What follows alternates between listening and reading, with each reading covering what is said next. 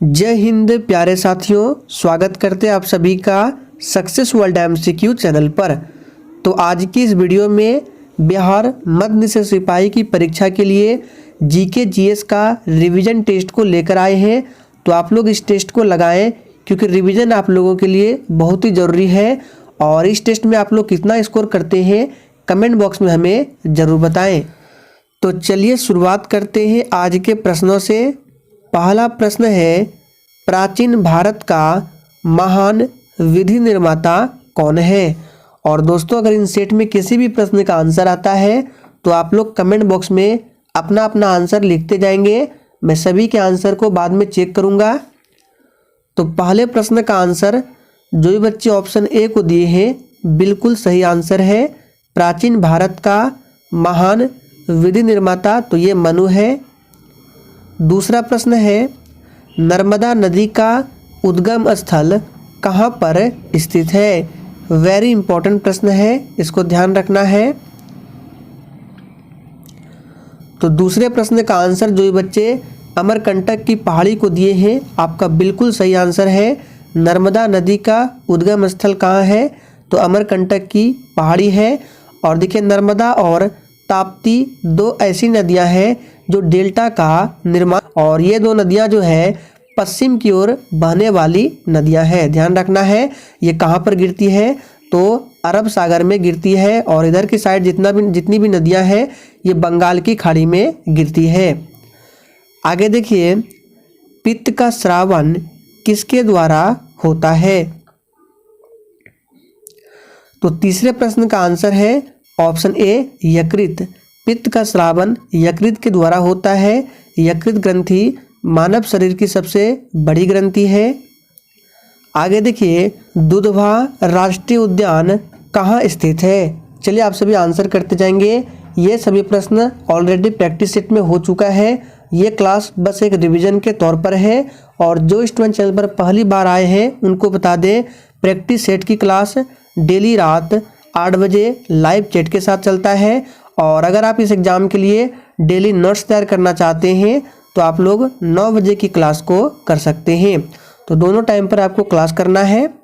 दुधवा राष्ट्रीय उद्यान जो ये बच्चे उत्तर प्रदेश दिए हैं बिल्कुल सही आंसर है। सिमलीपाल पूछे तो उड़ीसा में है। गिर राष्ट्रीय उद्यान कहाँ है? गुजरात में है, ध्यान रखना है। पेरियार कहाँ है? केरल में है। जितने भी आपको एक्स्ट्रा फैक्ट बता रहे हैं ध्यान से सुनते जाइए। आगे देखिए, कावेरी नदी का उद्गम स्थल कहाँ पर है? तो पांचवें प्रश्न का आंसर जो बच्चे ब्रह्मगिरी को पहाड़ी दिए हैं बिल्कुल सही जवाब है। कावेरी नदी का उद्गम स्थल कहाँ है? तो ब्रह्मगिरी पहाड़ी है। अगला प्रश्न, प्राचीन सांख्य दर्शन के रचनाकार कौन थे? और देखिए, प्रत्येक स्टूडेंट को कमेंट करके आंसर देते जाना है।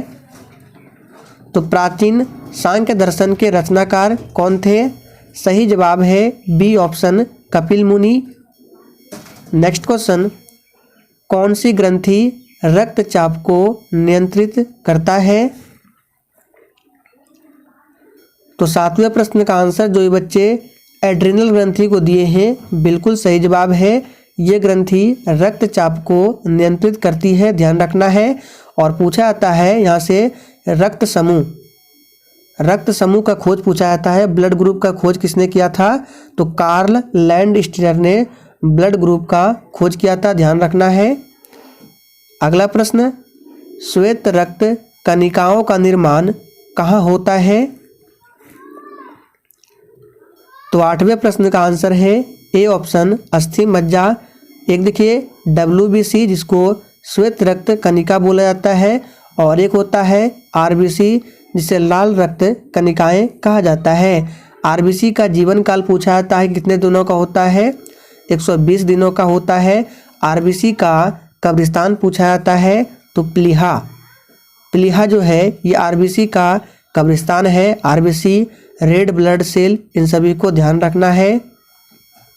भारत की सबसे चौड़ी नदी कौन सी है? तो भारत की सबसे लंबी नदी आप सभी जानते हैं गंगा नदी है। कुल लंबाई की बात करें तो 2525 किलोमीटर है, लेकिन चौड़ी पूछे तो ये ब्रह्मपुत्रा है। कोसी नदी बिहार का शोक। नेक्स्ट क्वेश्चन, इंसुलिन हार्मोन्स का कार्य क्या है? वेरी इंपॉर्टेंट प्रश्न है। चलिए आंसर बताएंगे। और देखिए इन सभी प्रश्नों के उत्तर आपसे बिल्कुल भी गलत नहीं होना चाहिए, क्योंकि इन सभी प्रश्नों के डिस्कशन ऑलरेडी प्रैक्टिस सेट में हो चुका है। और देखते हैं आप लोग आज किस क्लास में कितना स्कोर देते हैं। तो इंसुलिन हार्मोन्स का कार्य क्या है? रक्त में ग्लूकोज की मात्रा को नियंत्रित करना, ध्यान रखना है। इंसुलिन की कमी से कौन सा रोग होता है? मधुमेह। ठीक है, मधुमेह नामक रोग होता है। आगे देखिए, किस रेखा पर दिन रात बराबर होता है? बिल्कुल टॉप प्रश्न है। तो याद कीजिए, हमने बताया था आपको किस रेखा पर दिन रात अवधि बराबर होते हैं। तो विषुवत रेखा पर। डी ऑप्शन जो भी बच्चे दिए हैं बिल्कुल सही जवाब है। कर्क रेखा भारत के 8 राज्यों से होकर गुजरती है। नेक्स्ट क्वेश्चन, हुंड्रू का जलप्रपात जो है किस नदी पर स्थित है? तो 12वें प्रश्न का आंसर है सी ऑप्शन, स्वर्ण रेखा नदी पर स्थित है। आप लोग हमें बताएंगे कि हुंड्रू जलप्रपात किस राज्य में स्थित है। मैंने बताया है, इसलिए इसका आंसर आप लोगों को कमेंट बॉक्स में देना है। आगे देखिए, अवध का अंतिम नवाब कौन था? चलिए तेरे के लिए आंसर बताएंगे। अवध का अंतिम नवाब कौन था? सही जवाब है डी ऑप्शन, वाजिद अली शाह। ये अवध के अंतिम नवाब थे। नेक्स्ट क्वेश्चन, शरीर की सबसे बड़ी ग्रंथि कौन सी है? तो क्लास के शुरू में ही हमने बताया था कि शरीर की सबसे बड़ी ग्रंथि है यकृत ग्रंथि। बी ऑप्शन इस प्रश्न का बिल्कुल सही जवाब है, ध्यान रखना है। नेक्स्ट क्वेश्चन, मौन घाटी जिसको साइलेंट वैली भी बोला जाता है, ये कहाँ स्थित है? तो 15वें प्रश्न का आंसर जो ये बच्चे ऑप्शन बी को दिए हैं बिल्कुल सही जवाब है। साइलेंट वैली कहाँ है? केरल में है। और फूलों की घाटी पूछा जाता है कहाँ है? तो उत्तराखंड में फूलों की घाटी है। सिलिकॉन वैली पूछा जाता है कहाँ है? तो सिलिकॉन वैली कहा जाता है कर्नाटक की राजधानी बेंगलुरु को। इन सभी फैक्ट को ध्यान से सुनना है, एग्जाम में पूछा जाता है। आराम हराम है, यह किसका नारा है? अब देखिए ये प्रश्न तो बहुत ईजी है, लेकिन एग्जाम में कभी कभी पूछ लिया जाता है, तो इसलिए आप सभी इन सभी प्रश्नों को ध्यान रखेंगे। आराम हराम है, यह नारा है पंडित जवाहरलाल नेहरू। बी ऑप्शन बिल्कुल सही आंसर है। सरदार वल्लभ भाई पटेल को लौह पुरुष के नाम से जाना जाता है। और हमने बताया था आपको कि सरदार वल्लभ भाई पटेल को सरदार की उपाधि कब मिला था, किसने दिया था? तो बारदोली की महिलाओं ने। सरदार वल्लभ भाई पटेल को सरदार की उपाधि बारदौली की महिलाओं ने दिया था। बारदौली सत्याग्रह कब हुआ था? 1928 में, ध्यान रखेंगे। आगे देखिए, सुंदरवन राष्ट्रीय उद्यान भारत के किस राज्य में स्थित है? चलिए आंसर बताएंगे। और देखिए जब भी रिवीजन का क्लास हो उस क्लास को तो आप लोगों को बिल्कुल भी मिस नहीं करना है, क्योंकि उस क्लास में क्वेश्चंस के रिवीजन के साथ साथ जितने भी एक्स्ट्रा फैक्ट बताते हैं उनका भी रिवीजन हो जाता है। इसलिए आप लोग रिवीजन क्लास बिल्कुल भी मिस ना कीजिएगा। तो सुंदरवन राष्ट्रीय उद्यान जो है ये पश्चिम बंगाल में स्थित है। पश्चिम बंगाल की राजधानी कहाँ है? कोलकाता है। कोलकाता किस नदी के किनारे बसा हुआ है? हुगली नदी के किनारे बसा हुआ है। मध्य प्रदेश को ध्यान रखना है। क्षेत्रफल में सबसे अधिक वन पूछा जाता है किस राज्य में है? तो मध्य प्रदेश में है। मध्य प्रदेश में टाइगर स्टेट यानी कि टाइगर स्टेट के नाम से जाना जाता है मध्य प्रदेश को। क्यों? क्योंकि बाघों की संख्या सबसे अधिक यहाँ है। सोयाबीन का उत्पादन सबसे अधिक मध्य प्रदेश में होता है। अब बात करते हैं असम राज्य की। तो देखिए मानस राष्ट्रीय उद्यान हो गया, काजीरंगा राष्ट्रीय उद्यान हो गया, ये दोनों बहुत ही प्रसिद्ध राष्ट्रीय उद्यान है, असम में स्थित है। काजीरंगा राष्ट्रीय उद्यान एक सींग वाले गैंडे के लिए प्रसिद्ध है। नर्मदा नदी अपनी मुहाना कहाँ पर बनाती है? वेरी वेरी इंपॉर्टेंट प्रश्न है। तो देखिए 18वें प्रश्न का आंसर क्या होगा? ऑप्शन ए खंबात की खाड़ी में। नर्मदा नदी अपनी मुहाना कहाँ पर बनाती है? तो खंबात की खाड़ी में। ये आपका भारत का मैप है। इधर साइड आपका अरब सागर, इधर आपका बंगाल की खाड़ी, ध्यान रखना है। आगे देखिए, सोन नदी किस नदी में आकर गिरती है। अच्छा, आप लोग एक प्रश्नों के उत्तर कमेंट करके बताएंगे कि जो लक्षद्वीप है, यहाँ पे नाम लिख देते हैं लक्षद्वीप, जिसकी राजधानी कवरत्ती है, ये किधर स्थित है, बंगाल की खाड़ी में है या अरब सागर में स्थित है। देखते हैं इस प्रश्न का आंसर कितने बच्चे देते हैं।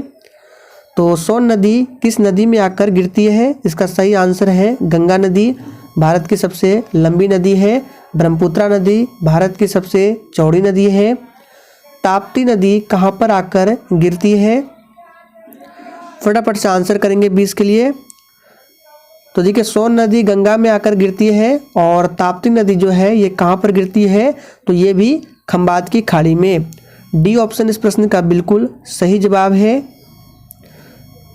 शिवाजी के माँ का नाम क्या था।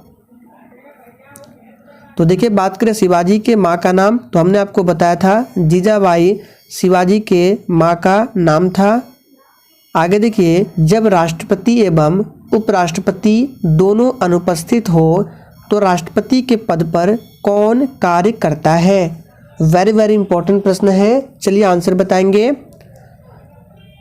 तो इस प्रश्न का आंसर है सी ऑप्शन, मुख्य न्यायाधीश। अब देखिए, आपसे यहाँ से प्रश्न पूछा जाता है कि प्रथम मुख्य न्यायाधीश का नाम क्या है, आपको बताना है। तो प्रथम मुख्य न्यायाधीश कौन थे, हीरालाल जे कानिया, ध्यान रखना है। हीरालाल जे कानिया प्रथम मुख्य न्यायाधीश थे।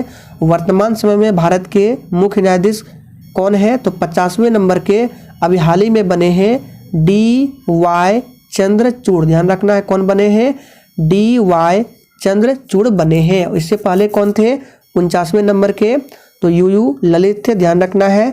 राष्ट्रपति, उपराष्ट्रपति, राज्यपाल बनने के लिए उम्र सीमा क्या है, 35 वर्ष है। इन सभी फैक्ट को ध्यान रखना है। डर्मेटोलॉजी में किसका अध्ययन किया जाता है।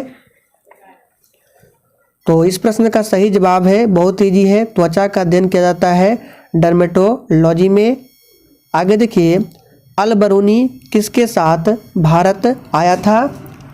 और जिसने अभी तक सेशन को लाइक नहीं किया है, तो आप सभी से रिक्वेस्ट है, सेशन पसंद आता है तो दिल से सेशन को जरूर लाइक कीजिए। तो अल बरूनी किसके साथ भारत आया था, सिंपल प्रश्न है, महमूद गजनवी के साथ। पंडवानी किस राज्य का प्रचलित लोक नृत्य है। तो 25 का आंसर क्या होगा, छत्तीसगढ़। जो भी बच्चे दिए हैं बिल्कुल सही जवाब है।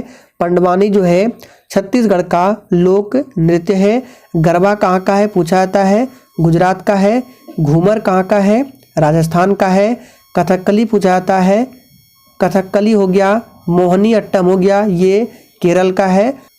नेक्स्ट क्वेश्चन देखिए, केवलादेव घाना पक्षी विहार कहाँ स्थित है। तो केवलादेव घाना पक्षी विहार जो है ये राजस्थान में स्थित है। बी ऑप्शन बिल्कुल सही आंसर है। नेक्स्ट क्वेश्चन, भारत का सबसे प्राचीन स्मृति ग्रंथ कौन है। तो आप सभी जानते हैं भारत का सबसे प्राचीन स्मृति ग्रंथ है मनुस्मृति। बी ऑप्शन इस प्रश्न का बिल्कुल सही जवाब है।